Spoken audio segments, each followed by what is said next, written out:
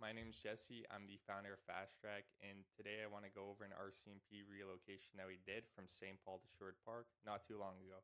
In this case study, just goes over the entire move from the start to the finish. So I'll start with the scope of the move. So this was a 6-room house, including boxes, bed sets, tools, garage items, shed items, outdoor furniture, and even some gym equipment. And we fitted everything into two 26-foot moving trucks, like this one here and this one here. And here's how we did it. So I could talk about how we lift items faster than the average mover, but at the end of the day, the real advantage lies in knowing which items to load first, which requires disassembling, and most importantly, how to keep items safe during the transport. After handling countless moves, we've seen it all, allowing us to quickly determine where items should go, how to protect them, and how to disassemble them when necessary.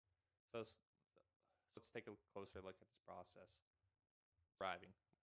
When moving various items, the order in which things are loaded can make a huge difference. So getting this wrong can lead to a poor packing job, resulting in damages, or just simply not fitting everything. So upon arrival, we begin with a general walkthrough to assess all items that need to be moved and check if certain items are staying, as sometimes items may be staying. The new owner may want a couch or something to stay, or appliance staying, or something like that. Next, we start loading boxes. So we structure them so the heavier items like books and stuff like that are at the bottom, while lighter items containing pillows and bed sheets are stacked higher up. And here's a tip for you. So place boxes in a designated room or even in the garage to speed up the loading process. This could potentially save you $200 to $400, as it's quicker for movers to just grab them all in one room instead of going in different rooms. After that, we load heavier items such as couches and dressers, positioning them near the front or middle of the truck, pad wrapped and stretch wrapped before being transported. So here's a picture of that. From there, it's just a matter of playing Tetris, finding the best possible placement for each item to ensure protection and maximizing the space. What to do with unstackable items. So this move also included garage and shed items, like mentioned before, which made stacking a challenge. Fortunately, this wasn't our first time handling such items, so we started by blanketing and stretch wrapping that needed protection, such as outdoor furniture, toolboxes, and shelves. So next we gathered stackable items like ladders, boxes, and tires. And after a real game of Tetris, we managed to make everything fit. With two 26-foot moving trucks, we had enough space to avoid stacking bicycles on top of each other. Instead, they had their own little section. So you can see there's some items here that aren't stackable, but there is some here like boxes and stuff like that made it pretty easy, and same for this. So some boxes and stuff like that. And yeah, so keeping the homeowner in the loop for this long distance move is key. So for most jobs, including this one, the homeowner or renter will typically leave 20 to 30 minutes before we finish. This allows them to head to the new place and prepare for the unload. We ensure the homeowner doesn't have to guess about anything, so we notify them once we're finished loading and on our way. And by the way, Fast Track offers 24/7 support, so we provide real-time updates on when movers are departing or arriving. We're also available to answer any of the questions you may have about our process or just moving in general.